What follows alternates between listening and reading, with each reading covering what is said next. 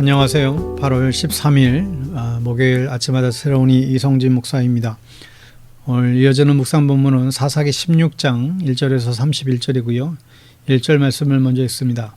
삼손이 가사에 가서 거기서 한 기생을 보고 그에게로 들어갔더니 아멘. 오늘 삼손의 마지막 이야기인데요. 삼손은 블레셋 여자와 결혼하려고 했지만 원하는 대로 되지 않았지요. 블레셋에게 실컷 복수를 하죠. 그런데 또 문제가 생깁니다. 그의 탄생은 대단했지만 죽음은 너무나 초라해집니다. 삼손이 15장에서 다시 그의 여자를 찾아가요. 그러나 그 여자는 자기 친구에게 시집을 가서 살고 있던 것이죠. 삼손이 너무 화가 나서 또 블레셋에게 복수를 합니다. 그리고 막 나가기 시작하죠. 아까 읽은 1절에 삼손이 가사에 가서 창녀를 하나 만나 그의 집으로 들어갔다. 가사는 여기 이 블레셋의 도시입니다. 이 블레셋 창녀를 하나 만나게 되죠. 나실 일은 부정한 것을 멀리해야 되는데 이방인 창녀의 집에 들어갔다는 거예요. 부정한 것을 멀리해야 되는데 거룩한 것을 멀리하고 있습니다. 지금까지 삼손은 하나님을 부른 적도 찾은 적도 없습니다. 여기서 나와서 또 다른 여자를 만납니다. 사제를 보면 그 뒤에 삼손은 소래 골짜기에 사는 어떤 여자를 사랑하게 되었는데 그의 이름은 들릴라였다. 소래 골짜기는 이스라엘과 블레셋의 국경 지역에 있었던 골짜기였는데 삼손의 고향인 소라와도 아주 가까운 곳이었습니다. 여기에 여자인 드릴라를 좋아하게 됩니다. 참 삼손은 왜 이럴까요? 여자 유혹에 너무나 잘 넘어갑니다. 지금 기록된 바에 의하면 삼손이 세 번째 여자인데 이 여자는 정상적인 여자도 아니에요. 삼손은 사랑이라고 생각했는데 여자는 삼손을 돈으로 보았죠. 5절에 보면 블레셋 사람의 통치자들이 그 여자를 찾아 말하기를 당신은 그를 꿰어 그의 엄청난 힘이 어디서 나오는지 그리고 우리가 어떻게 하면 그를 잡아묶어서 꼼짝 못하게 할 수 있는지 알아내시오. 그러면 우리가 각각 당신에게 은 1100세겔씩 주겠소. 은 한 세겔은 4일치 임금이에요. 그러니까 1100세겔이면 20년치 봉급이 되는 평생 일해야 볼 수 있는 큰 돈이죠. 그런데 그게 다가 아니죠. 자세히 보면 우리가 각각이라고 그랬어요. 통치자가 몇 명인가요? 알 수 없지만 그런데 무조건 그 수만큼입니다. 드릴라는 이 큰 돈에 넘어가 버리죠. 그리고 삼손의 힘의 비밀을 찾기 시작합니다. 실제로 보면 삼손이 그에게 말해주기를 마르지 않는 푸른 칡 7매끼로 나를 묶으면 내가 힘이 빠져서 여느 사람처럼 될 것이다. 삼손은 드릴라에게 좀 장난을 친 겁니다. 왜 이랬을까요? 남자들이 이런 습관이 있잖아요. 여자를 놀리는 습관이 있습니다. 이 습관을 버려야 되는데 삼손이 이러다가 죽거든요.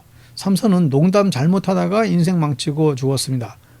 8절에 보면 그리하여 블레셋 사람의 통치자들이 마르지 않는 푸른 칡 7매끼를 그 여자에게 가져다 주었고 여자는 그것으로 삼손을 묶었다.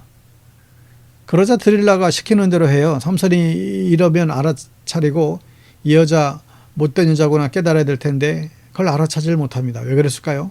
이 삼손의 마음속에 교만이 있습니다.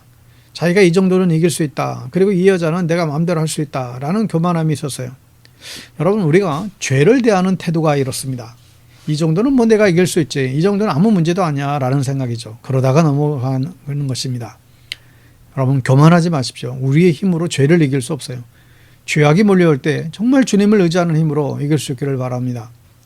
드릴라는 이렇게 4번이나 끈질기게 물어봐요. 16절에 드릴라가 같은 말로 날마다 끈질기게 졸라대자 삼손이 마음이 괴로워서 죽을 지경이 되었다. 여러분 이게 죄의 모습입니다. 죄는 끈질깁니다. 지금 죄와 친구하고 있는 거예요. 죄악과 친구하지 마십시오. 삼손은 죄악인 줄 알면서도 이 여자에게서 빠져 헤어나오질 못해요. 이게 죄의 유혹이죠. 유혹은 처음부에 끊어야 됩니다. 유혹은 처음부터 막아야 합니다. 17절에 하는 수 없이 삼손은 그에게 속마음을 다 털어놓는 말 안에 있다. 나의 머리는 면도칼을 대어본 적이 없는데 이것은 내가 모태로부터 하나님께서 바쳐진 나실 사람이기 때문이요. 이 머리털을 깎으면 나는 힘을 잃고 약해져서 여느 사람처럼 될 것이다. 삼손은 결국 자신의 비밀을 모두 다 털어놓아요. 삼손은 머리털이 다 잘리고 힘이 다 빠지고 결국 블레셋 사람에게 잡히고 두 눈이 모두 다 뽑혀버리죠. 그런데 이 말이 틀린 말이에요. 삼손은 힘이 근원이 머리털이라고 생각했는데 사실 이것은 정답이 아닙니다. 삼손의 힘의 근원은 하나님이세요. 21절에 블레셋 사람들은 그를 사로잡아 그의 두 눈을 뽑고 가사로 끌고 내려갔다. 그들은 삼손을 노사스로 묶어 감옥에서 연자맷돌을 돌리게 하였다. 나슬린이 법을 지키지 않았던 삼손은 감옥에서 연자맷돌 돌리는 벌을 받게 되죠. 그러나 하나님께서 삼손에게 다시 한 번의 기회를 줍니다. 22절에 그러나 깎였던 그의 머리털이 다시 자라기 시작했다. 삼손의 머리털이 다시 자라기 시작한 거예요. 하나님께서 삼손에게 또 다른 기회를 주는 것이죠. 하나님은 우리에게 기회를 주시는 하나님이세요. 요나에게도 2번 기회를 주었고, 하나님께 우리도 기회를 달라고 우리가 기도할 수 있어야 됩니다. 하나님께 정말 우리가 늘 구할 때 또 다른 기회를 주실 것입니다. 37절에 그리고 그가 블레셋 사람들과 함께 죽게 하여 주십시오 하고 외치며 있는 힘을 다하여 기둥을 밀어내니 그 신전이 무너져 내려 통치자들과 그의 모든 백성이 돌더미에 깔렸다. 삼손이 죽으면서 죽인 사람이 그가 살았을 때에 죽인 사람보다도 더 많았다. 삼손은 마지막 힘을 모아서 블레셋 우상 신전을 무너뜨리고 블레셋 사람 3,000명과 함께 죽습니다. 여러분, 죄가 이처럼 무섭죠. 죄의 유혹은 드릴라처럼 달콤해요.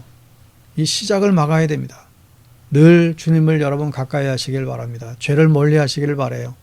오늘도 죄의 유혹에 무너지지 말고 하나님을 온전히 의지하는 승리하는 하루 되시길 예수님의 이름으로 축복합니다.